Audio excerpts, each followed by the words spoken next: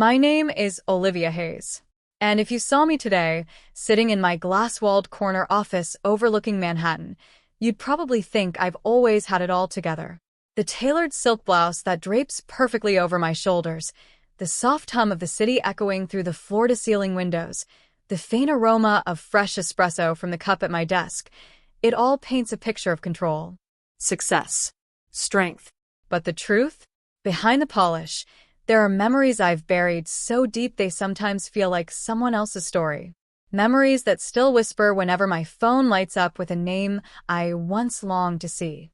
Like today. I was reviewing a contract, red pen in hand, when my phone buzzed. For a second, I thought it was another client. Instead, across the screen flashed a message I never expected. "Dad, we should talk. It's important." I froze, pen hovering above paper. The world suddenly too quiet. It had been years since we'd spoken. Years since he and my stepmother packed their bags and took their real daughter on vacation, leaving me behind. Laughing. Acting like I didn't matter. My chest tightened as old voices echoed inside me. Her mocking laugh, his silence, the sting of being invisible in my own home. And yet here I was. The woman they thought would never make it. The one they abandoned, now holding more power in a single email than they ever gave me in a lifetime. I let the phone buzz in my hand, a wry smile tugging at my lips. Because this time, the story wasn't going to end the way they imagined. I was 17 the summer it happened. Our house wasn't big, just a two-story suburban place with beige siding and a creaky staircase, but to me, it had always felt like a cage. A place where my voice was an afterthought, drowned out by the easy laughter of my dad and his new wife, Linda, and their perfect little daughter, Sophie. That morning, I came downstairs with a hopeful smile, my worn duffel bag already packed. I thought, just maybe I'd finally be part of something. Maybe this vacation they'd been whispering about was for all of us. But the moment I stepped into the kitchen, the truth hit me. Suitcases lined the hallway, shiny and new. My stepmom's sunglasses perched on her head like a crown. Dad was double-checking the car keys. And Sophie, 7 years old, bouncing with excitement, was clutching a stuffed dolphin. Not one of them looked at me. "Ready to go?" Linda chirped, her voice sugary but sharp around the edges. She caught my eye, then smirked. "Oh, Olivia. You didn't think." She let the words dangle, laughing under her breath. My throat burned. I thought maybe. Dad didn't meet my eyes. He just sighed, ruffling Sophie's hair. "It's just a quick family trip, Liv. You'll be fine here." Fine here. Alone. Invisible. I felt my hands tremble as I clutched the strap of my duffel. For a second, I wanted to beg. To remind him I was his daughter too. But his silence told me everything. I was not invited. Not wanted. They left with the slam of a car door and the crunch of tires on the driveway, laughter trailing behind them like salt rubbed into a wound. I went upstairs, shut the door, and collapsed on my bed. The room smelled faintly of the lavender lotion my grandmother had once given me before she passed. I reached for her old silver locket on the nightstand, the one etched with tiny vines. Inside was a note she'd tucked years ago, her looping handwriting still crisp. "When the world turns cold, remember, you carry your own fire." I held onto that locket as hot tears blurred my vision. In that moment, something inside me hardened. If they didn't want me, then fine. I would build a life so radiant, so undeniable, they'd never be able to laugh at me again. That was the day I stopped waiting to be chosen. That was the day I chose myself. Leaving home felt less like freedom and more like stepping into a storm with no umbrella. I moved into a cramped studio apartment above a laundromat, the kind where the walls peeled and the radiator hissed all night. My kitchen was a hot plate and a dented mini fridge, and the only furniture I owned was a thrift store desk that wobbled when I wrote on it. Still, it was mine. I worked 2 jobs, waitressing at night, filing papers in a law office by day. My hands smelled perpetually of coffee and grease. My feet ached from standing until past midnight. I would collapse into bed, set my alarm for 4 hours later, and do it all again. There were nights when doubt whispered louder than determination. Nights when I stared at my cracked ceiling, wondering if maybe Linda had been right, if maybe I wasn't enough. But then, my eyes would fall on that silver locket, glowing faintly in the dark, and I'd hear my grandmother's words, "You carry your own fire." That fire led me to school. I scraped together tuition for night classes in business and marketing, sitting among students who didn't know what it was like to count coins for bus fare.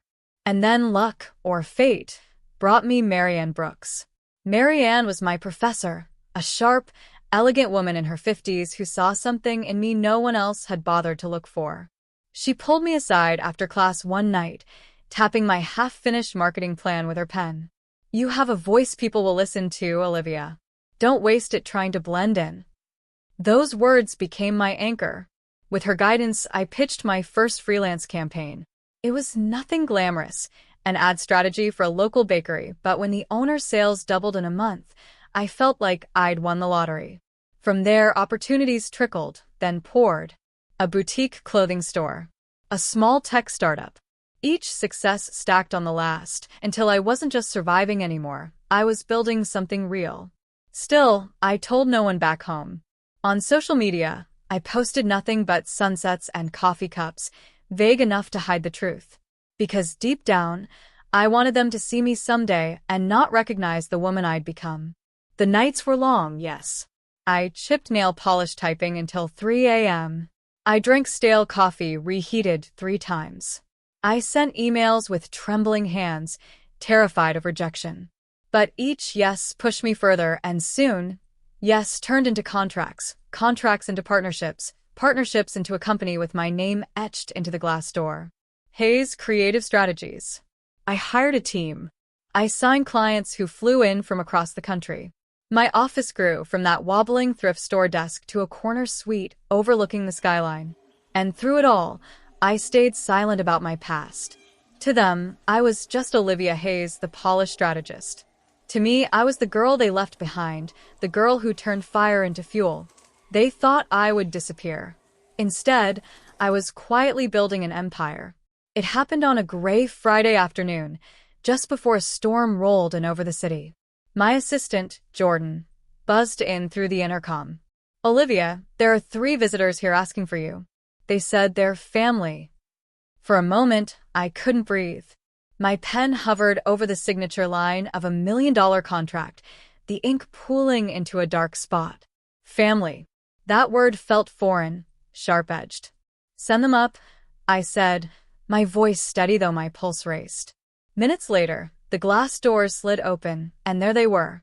My father, looking older than I remembered, lines carved deep into his face. Linda, her designer purse clutched tight, her eyes darting around the room like she was calculating its worth.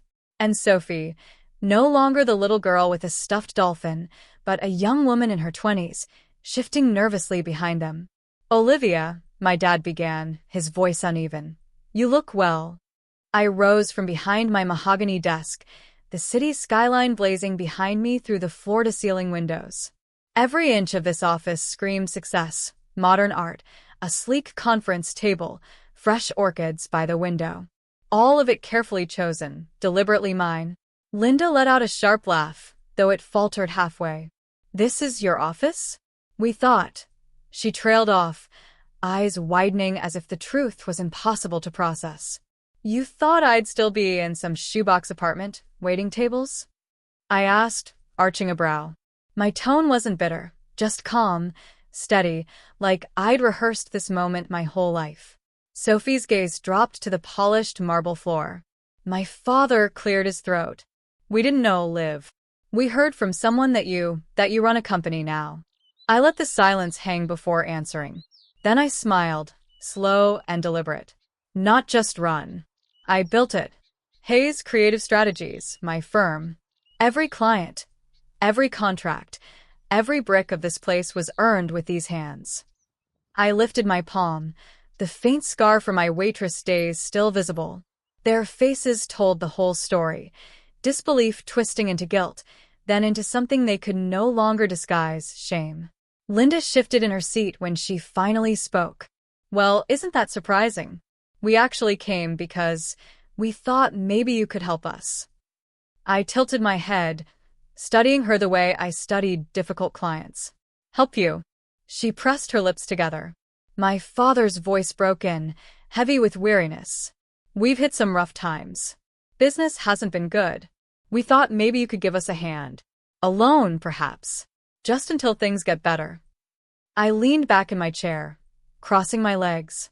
For a moment, I simply looked at them, at the man who once left me standing in that kitchen, suitcase in hand, invisible in my own home. At the woman who laughed at my heartbreak. At the stepsister who had once bounced into a car seat while I stood behind a curtain, clutching a locket. The irony was almost poetic. Funny, I murmured, how the girl you left behind is suddenly the one you need. Linda's cheeks flushed. My father dropped his gaze. Sophie whispered softly, Olivia, I'm sorry. I let the silence stretch, savoring it like the first sip of wine after a long day. Then I stood, circling the desk until I was directly in front of them. My heels clicked against the marble floor, each step a reminder of how far I'd come.